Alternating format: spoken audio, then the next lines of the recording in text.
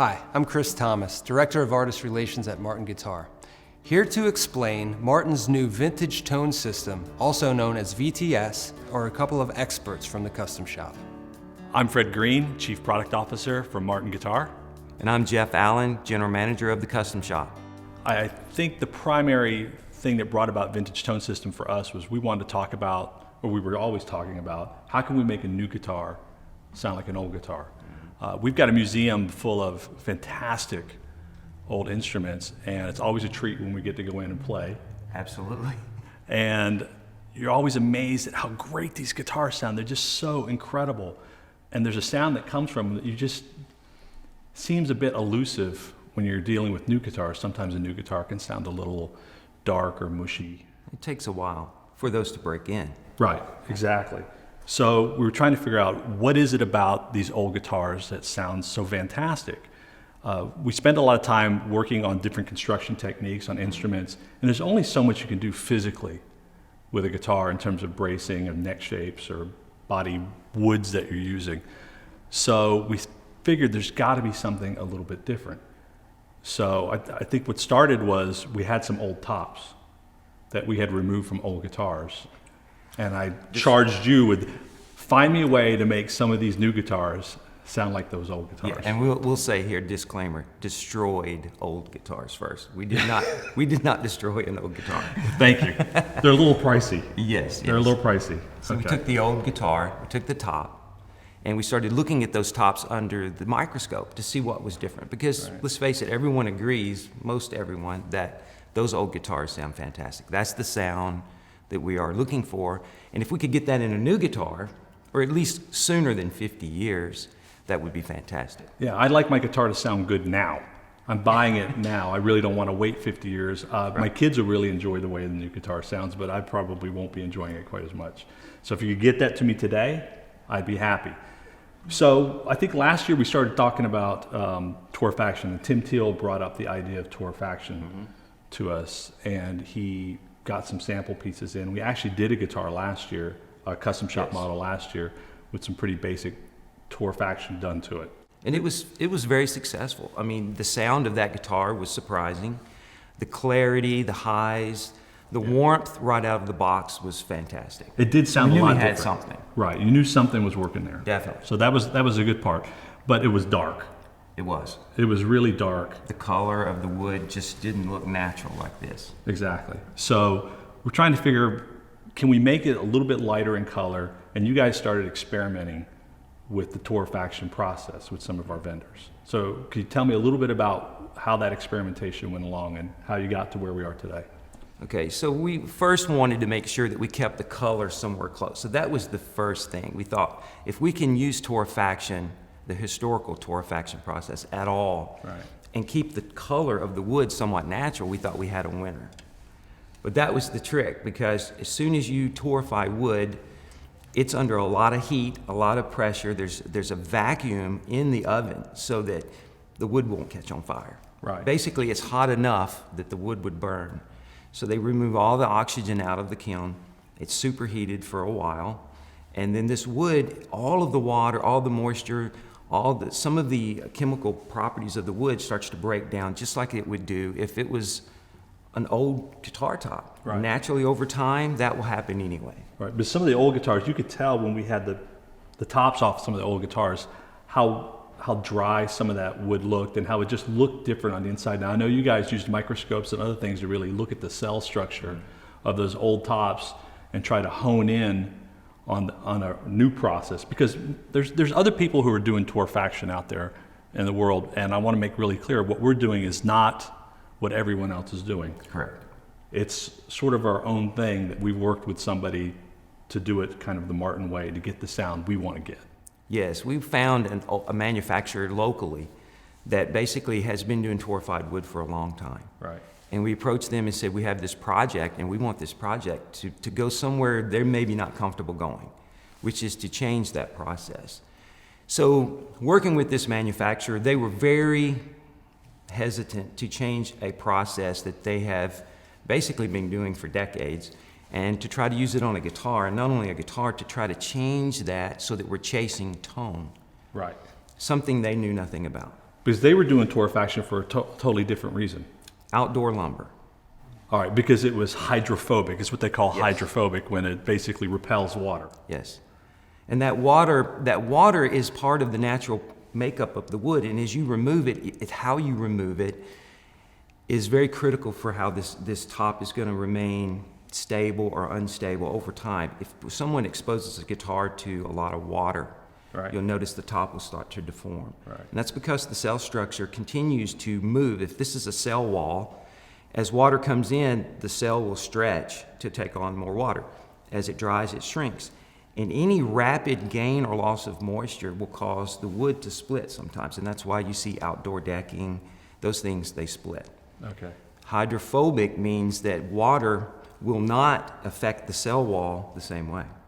So I can introduce as much water or remove it as I want to a piece of wood that has been torrefied, and the cell wall stays the same. So that's why when you have an old guitar, they actually get more stable.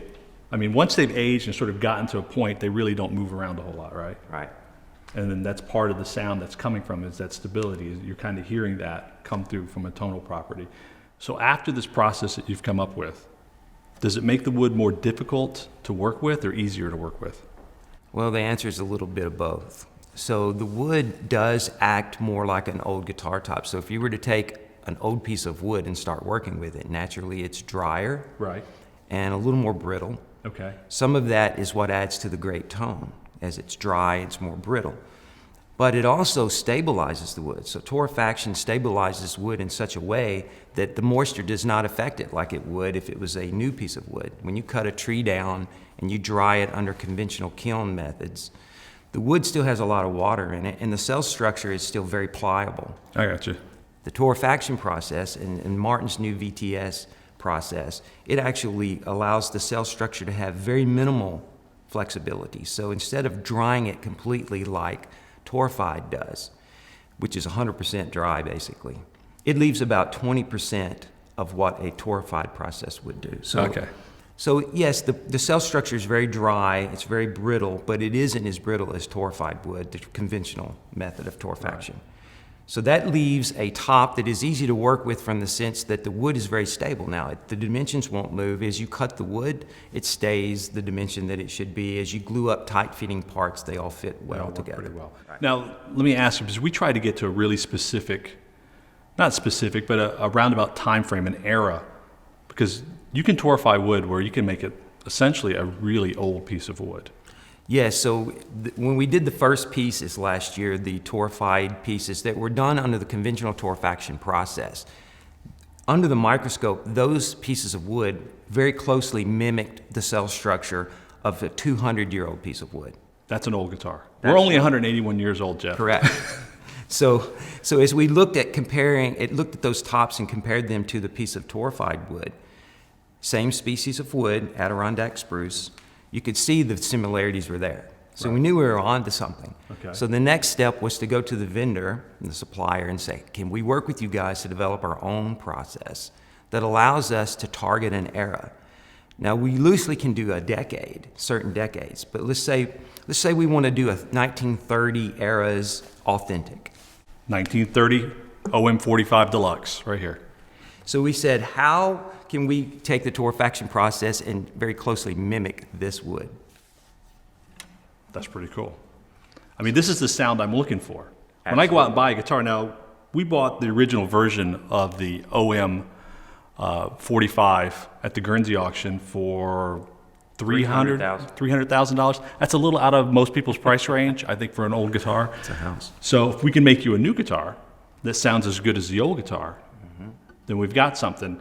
And we've done some testing on this guitar, and I think we've shown that it's pretty good. And your challenge to the team, to us, was to come up with a way to target that age group of guitars and see if we could not only mimic the stability of an old piece of wood and the stability of the sound, is to get that tone somewhere in the ballpark. Most people don't expect to buy a brand new guitar today and that thing to come out of the box sounding like, a 1930s vintage Martin. But if you could do it, you're really onto something. I think we're onto something because I've played these guitars. I know you've played these guitars. We've had a lot of people play them, and everybody's blown away every time you get the opportunity to test something with this VTS system on the wood.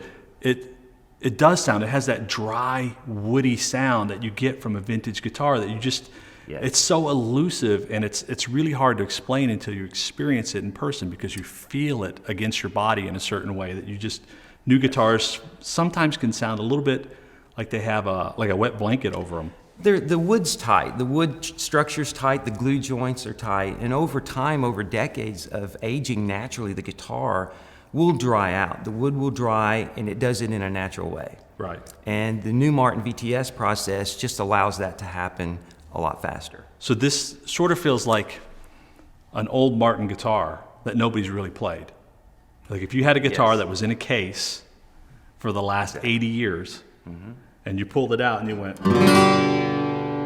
there's a sound there that you just don't get from regular new guitars. That's right. And it's really coming from the top, It is. from the VTS. The VTS, and in the authentic line, that we did not only the top with that process, we did the bracing as well. Oh, so it's not just the top, it's the bracing and the top together. The only way to get that combination that makes sense. is to buy an authentic. Right, because it's just not the top that's aging, it's the bracing that's aging with it, and that's giving it some of the special vibe that you're feeling on a vintage guitar. So when other people are just doing the top, they're sort of missing a part of the solution here, aren't they? They are, because the bracing, especially the bracing on the top, that is a big contributor to the overall tone of the guitar. Right. If the braces are super new and more pliable and green, and the top is torrefied, now you have an imbalanced two pieces of wood that are trying to work together as one, and they're not balanced. This system allows the balance between the bracing and the top to be more together. They're unified. So they move the same. Right. Now, the early versions we did had a much darker top. This is a lighter top. Explain to me, what are you calling the two different colors of VTS tops? So that we have two versions, M1, which is the light color, as you see here, and an M2 version, which is a darker color. This is an example of the darker color. Oh, yeah. Yeah, you can You definitely can see the difference. tone in the wood. Now, tonally, the guitars are very similar as far as how torrefaction affects the tone. But when you target certain eras, this M2 color isn't targeted at a certain time frame. Right. As this M1 VTS top. I got you. So we targeted the 1930s and that decade of instruments and that tone. So when you pull this guitar out of the box, it sounds very close to the original instrument that we modeled this model after. I don't even want to listen to you. I just want to play guitar. Then play it. No, I don't want to play in front of everybody because they're going to make fun of me later on. That's what's going to happen. They should. I mean, it's a big sound, man. It is a big sound, and when you're playing this, and it doesn't translate over the camera, but you can feel this guitar. I mean, it just feeds back constantly against your It chest. really does move. Like I said, I played a lot of the guitars at our museum, and some of the most famous guitars in the world are in there. And this gives you that feeling. Honestly, I think if I were doing a blind test, I'd have a really hard time telling the difference. A really hard time. Well, we did a blind test. We did a And? blind test against the original instrument that this was modeled after. And in the blind test, it was unanimous. This guitar sounded exactly the same, as good, and in some cases, a few people said that it actually sounded better. Again, this was blind. believe that. Tone is subjective.